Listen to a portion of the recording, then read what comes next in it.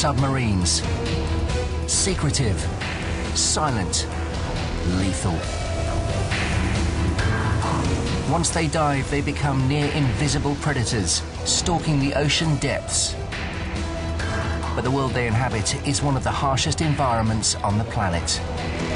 If something goes wrong, crew could be trapped hundreds of meters down, with the temperature falling fast, water flooding in, and oxygen rapidly running out. Escaping from otherwise certain death takes remarkable courage, tough training, and incredible ingenuity. In this half-hour special, How Do They Do It has exclusive access to the work of the world's leading submarine rescue specialists. So, how do they do it?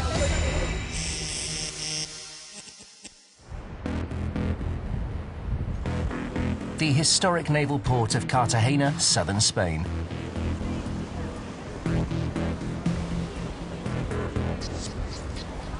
It's late May, and 20 vessels from 10 different nations are heading out into the Mediterranean. They've come to take part in Bold Monarch, the world's largest submarine escape and rescue exercise. 2,000 elite personnel from all over the world, setting aside political differences to practice saving lives. This is Commander Charlie Neve. Ahora empuja uno, favor. Canada, this is Shooting Star. We are ready, standing by this channel. Today, specialists from the US, Spain, Britain, and 7 other navies will work together to locate a sunken submarine and rescue the crew from the bottom of the sea. Everything will be done as if this was a real life and death emergency. At 0700 hours, the submarine slips beneath the waves and does the unthinkable. It deliberately sinks to the ocean floor and shuts down its engines. If this was a real emergency, the crew would only have a few days clean air to live on. Over the years, more than 100 submarines have sunk following non-combat accidents, with the loss of over 2,600 lives. In 2000, 118 Russian submariners died after a torpedo accidentally detonated on the Kursk. Today, there are more than 500 submarines in service around the world. The next accident could happen anywhere. And when the call for help goes out, the nearest rescue system may not belong to an ally. So the aim of this exercise is to ensure that any rescue sub can come to the aid of any stricken submarine, regardless of nationality. Because in an emergency, the faster the response, the more lives can be saved.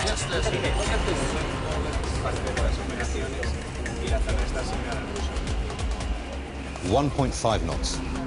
Lieutenant Commander Stuart Little is in charge of NATO's submarine rescue system based in Fastlane, Scotland.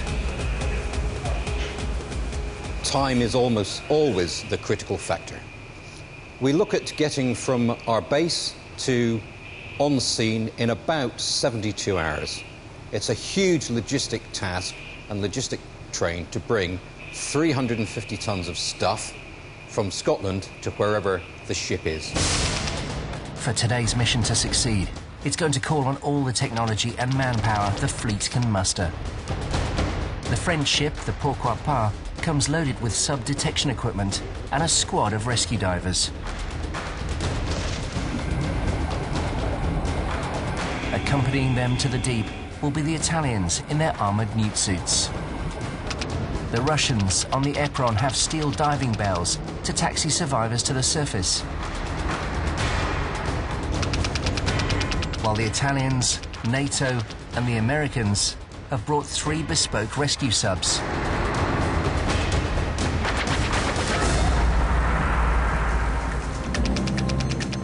Help is also coming from the air. On call to fly anywhere in the world at 6 hours' notice are the UK's Submarine Parachute Assistance Group. Dropping from the skies with life rafts, submarine communications equipment, medical supplies and emergency oxygen, they can set up a floating field hospital above the disabled sub. But while these guys are the best in the world, the next few hours will test every ounce of their abilities. Because when it comes to sub-rescue, nothing is certain. Things can always go wrong. On the seafloor, the 1,500-ton Spanish submarine, the Galerna, is waiting to be rescued. This is Golf Alpha Lima. 54 men are crammed into this 6.8-meter wide metal tube. With her diesel-electric engines shut down, she has only 5 to 7 days air supply. A decade ago, when the Kursk went down, it took 9 days for the first diver to reach her. Now, international coordination ensures that help will be on the scene in under 72 hours. In case of an emergency, we have to hit this button and it will send a signal to the surface ships. The signal sounds like ping, ping, ping, and it would be possible to locate us. As the Spanish sub plays dead, the Americans on the support ship, the Shooting Star, arrive at her last known position. You can see the smoke flare that the submarine has released, showing us their location. Speedboats are sent out so that the stranded sub knows help is on its way. The small boat is used to create noise in the water, and that will help the submarine to be able to hear that noise. They can tell us what direction they hear that noise from, and then we can use that to triangulate a position to where that submarine is. To further narrow down the search area, they deploy their sonar equipment.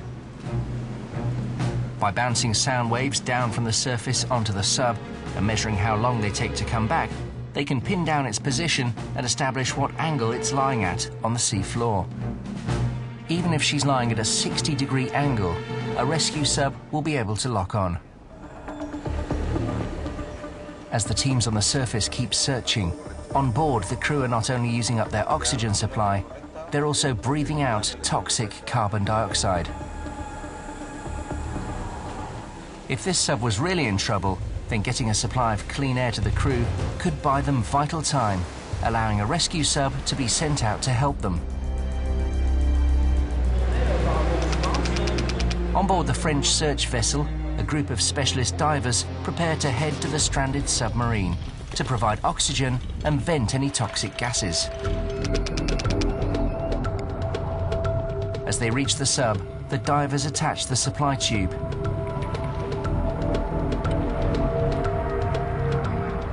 Next, they purge the valves.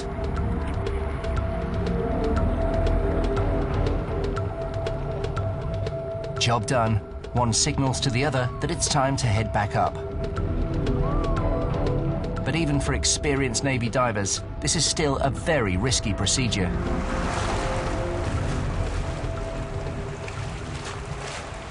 Every time we came on the surface, it's a kind of relief, and we are very proud of the job we have done on the bottom.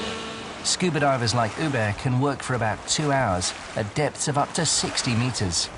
But a stranded sub could be several hundred meters down. Getting air to subs at these depths requires a lot more than a wetsuit.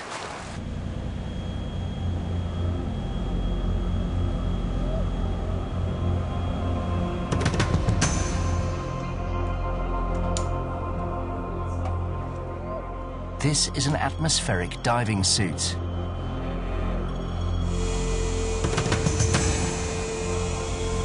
It's a wearable submarine. The bionic hands enable a diver to clear debris and deliver air and supplies to subs lying 600 meters underwater.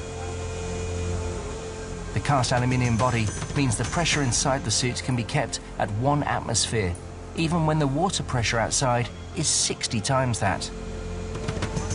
But if anything goes wrong at those depths, every diver knows this could be his last dive.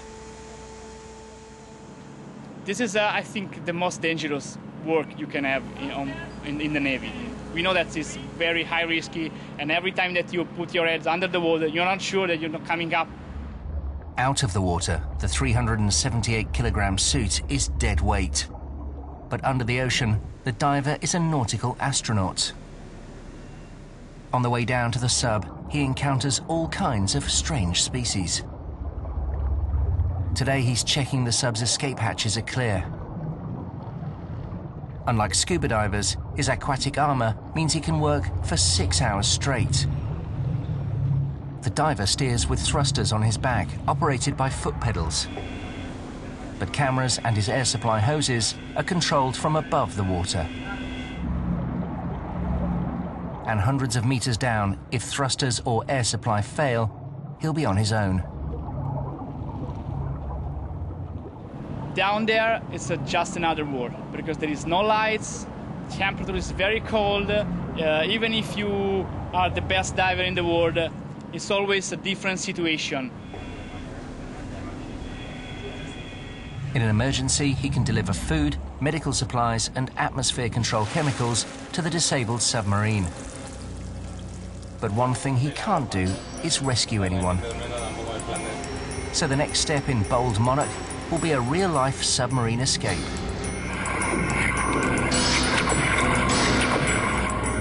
It may be an exercise, but it's every bit as terrifying as the real thing. Open slowly, please.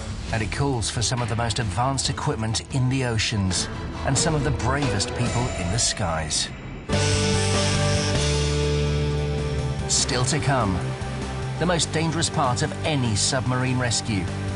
How do the crew of a stricken submarine escape to the surface from deep beneath the ocean?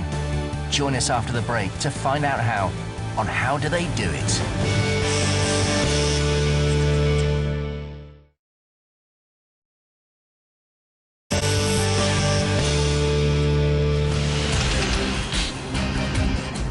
Off the coast of southern Spain, vessels from 10 navies and 2,000 personnel have gathered for the world's largest submarine rescue exercise.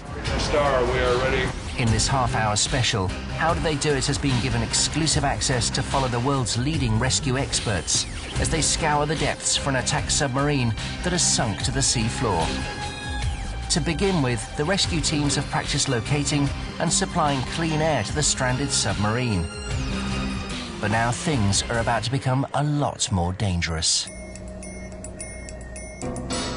If a sub is flooding or filling with toxic gases, then there simply isn't time to wait for help to arrive.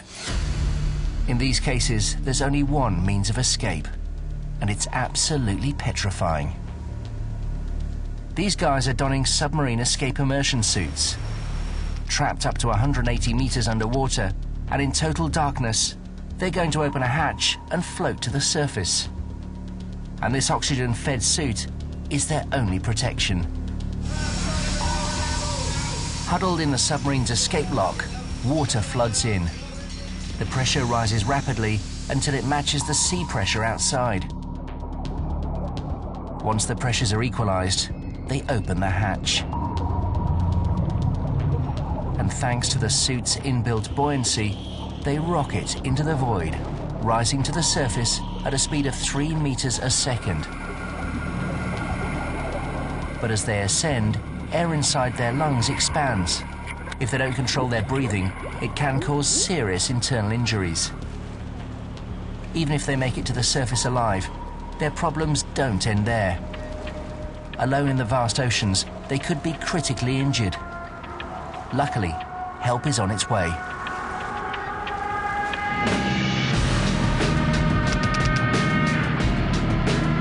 This is the UK's Submarine Parachute Assistance Group, aka SPAG. This elite airborne unit hurl themselves, medical kit, and astonishingly speedboats onto the disaster site at 400 kilometers per hour.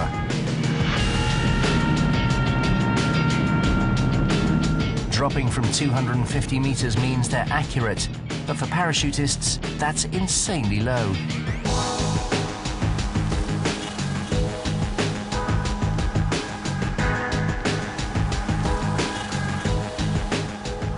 As the canisters flip open, within minutes the SPAG team create a floating A&E.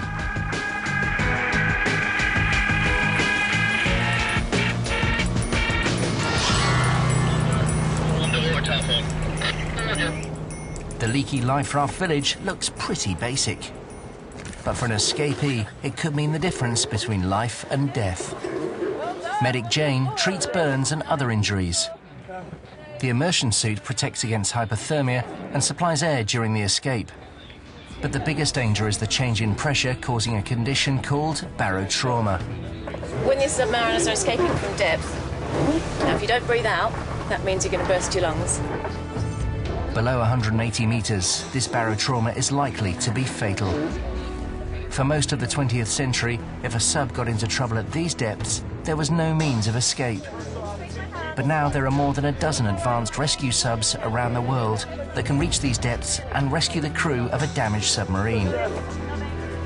However, replicating these scenarios is extremely dangerous. The Spanish submarine Galerna is about to simulate just such a crisis.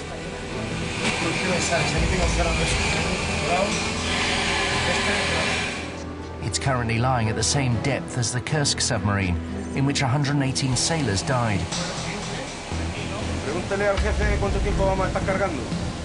Preparing to come to its rescue is NATO's Submarine Rescue Vehicle, or SRV. Jointly operated by France, Norway and Britain, this newly built mini-sub is probably the most advanced equipment of its type in the world. Nicknamed Nemo, she can dive over 600 meters to save submariners. The aim is to take Nemo down to the Galerna, dock on and open the hatches between the two vessels. The pilots are Alan Scott and Tom Heron, while Lieutenant Commander Little will run things from the bridge.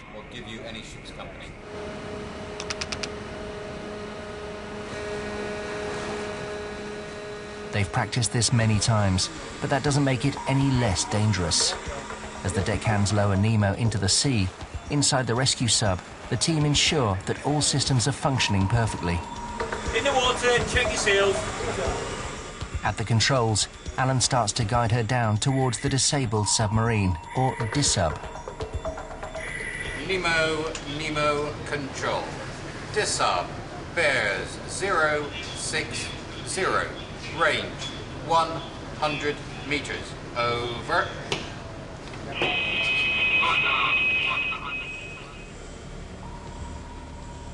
As Nemo heads down, thousands of tons of water pressure squeeze her hull. It takes Alan 30 minutes to guide the sub to the seabed.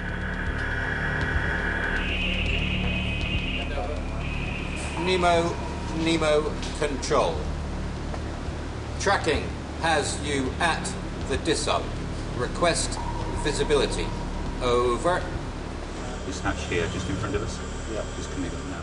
With the disabled submarine, the Galerna, in sight, Alan now tries to align the hatches. But with currents buffeting him, this is enormously challenging. He then gingerly lowers Nemo onto the top of the DISUB.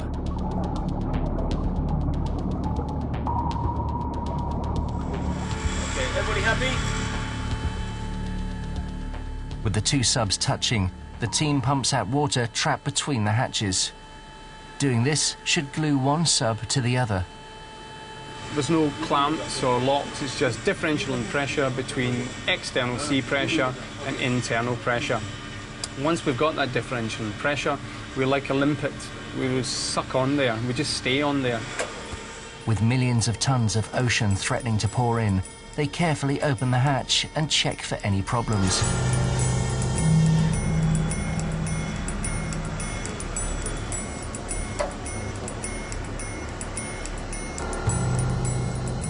The crew of the Spanish sub can now do the same. But this goes against their most basic instincts. Obviously the submarine doesn't want to open up a hatch because it's a very alien thing to do at this depth. So for the submarine captain, this is probably one of the most dangerous times that he has. For the crews of both subs, this is the most critical time. Open slowly, please. We're 107 metres of water and we've got hatches open. We don't want to cause any danger because at any time, if we were to do something wrong, then it could be catastrophic. Okay, we are ready to transfer the passengers. Roger, commence passenger deck transfer. Hola, señor. Hola. After hours stuck on the sea floor, a relieved submariner is safely rescued. Put your hands.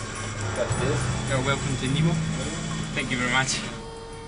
But while the crew may now be on board, Alan's job is only half done. Venting and closing the hatches is extremely dangerous, and a series of strict protocols has to be followed. If we don't do this, then the potential is that we can have a catastrophic failure and everyone in the submersible will die. That's the facts of it. That's the way it happened. Easing the two subs apart, Alan then heads back to the surface.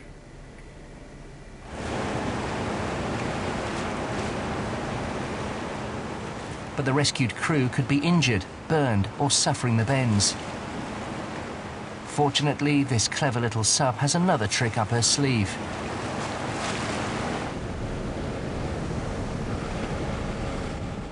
After being hoisted out of the water, she neatly docks onto an onboard decompression chamber. And the sub's crew can be safely transferred inside to recuperate. In a real-life emergency, Nemo could make a series of return trips, bringing every one of the stricken sub's crew safely to the surface in less than 24 hours. For Team Nemo, it's been a textbook rescue. They, the divers, the parachuting medics, and the rest of this incredible fleet have shown that in an emergency, the world's navies can work together, saving lives and preventing another tragedy like the loss of the crew of the Kursk. So next time you're stranded 300 meters underwater in a leaking sub, don't call 999. Go on better. Call these guys.